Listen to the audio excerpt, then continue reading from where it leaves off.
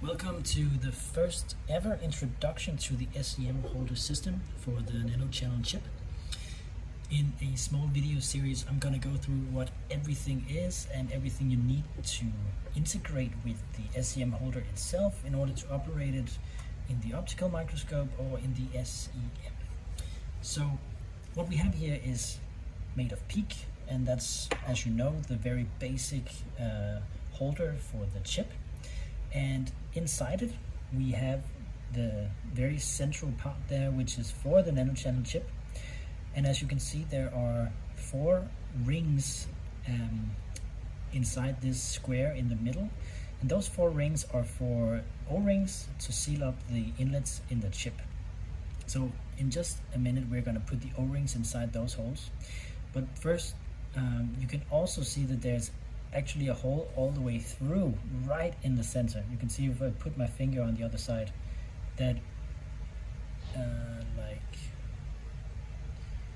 where is it? You can see right through the hole before, but now you can't. That's also fine. The central hole is actually going all the way through the SEM holder to the other side, which means you can use this in transmission mode as well. But if we then take the O-rings, which are these tiny ones here, and put inside the small rings here, it's going to look like this.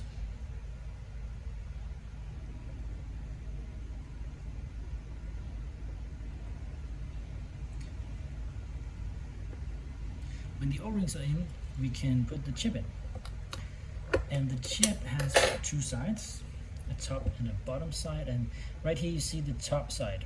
And you can tell because there's only an opening in the chip right in the center, but if you flip it around, you can see that there's also a hole in the center. That's the hole for the electrons, that's where the channels are. But there's also 4 tiny little holes. I bet, yeah, you can see them well there. And those are the inlets of the chip. Those are the ones that need to be facing down on top of the O-rings in the holder. So in order to put in the chip, we need to puncture the inlet holes, and we use a needle for this, a very sharp one, and we drive it into, just very gently, into each of the inlet holes. It's into a hole now, and you just kind of poke it in very gently. The membrane is only a few nanometers thick, so the slightest touch is fine. We just make sure that the needle here goes into the hole, and certainly not into the central hole, because that would puncture the membrane that has the nano channels in it, and then the chip would be broken. But after having punctured the inlets, we can turn the chip around, so we have these inlet holes facing down towards the O-rings, and we simply place it directly on top of the O-rings. And we can pat it just slightly to make sure it's all the way in. And if we look from the side, we can see if it's sticking out or if it's completely flush with the PEEK holder. And it is. After this is done, we can put on the lid, like so, and then each of the 4 screws can be screwed onto the holder, like so.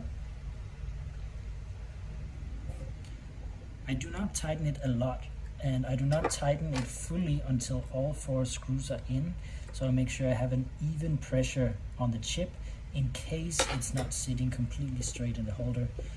We don't squeeze on top of it in an uneven way.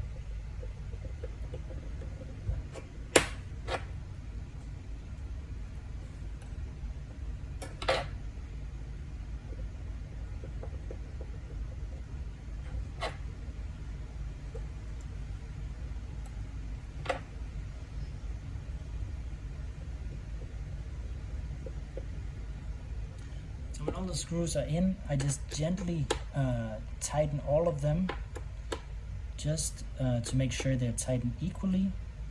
And you can see I'm not using a lot of pressure here. I'm just very gently using 2 fingers to tighten it. There's no real danger of not tightening it enough, but if you tighten it too much, you may squeeze the chip too much and it may crack. We don't really see it because it's a quite accurate fit in this fabrication, but it might happen and you don't want to overscrew any threading anyway. So just a very gentle touch. So now the chip is in, and now we can focus on how we attach tubing to it so we can fill it with liquid and run our liquid cell experiment. And here it's important to notice that the holder has 2 such inlets on each of the 4 sides. All of them can be attached or connected directly to the chip, and the way they're connected can be seen in the milled out lines that are on top here. You can see this line corresponds exactly to this inlet right here, and it goes into the, in this case, top left corner of the chip. So we know it's the top left inlet of the chip in this case. But we also see that the same line here is connected with this one. And the reason why we have these extra inlets is because we want to be able to intersect this channel right here with an electrode, which can be used to run electrokinetic experiments in the chip. For instance, if we put a electrode in on one side of the chip here and on another side of the chip here, we can create a bias across the liquid, and we can actually move electrically charged particles back and forth in the channels. And we can also measure the current that comes from a flow and find the surface charge inside the channels. So it gives new possibilities, but it's not always that you want to use it. And in this case, you just use one of these plugs. They're black, and there's nothing inside of them. There's no passage through, which means if you put them in to 4 of the inlet holes in the holder, you'll be left with just 4 inlet holes for your tubing, which will correspond directly to your nano channel chip. So we're just attaching these 4, like so. And the holder now looks like this. There are still 4 inlet holes left in the holder. And we're going to look at next how we connect a simple syringe-based system to fill up the chip and to flush liquids through it.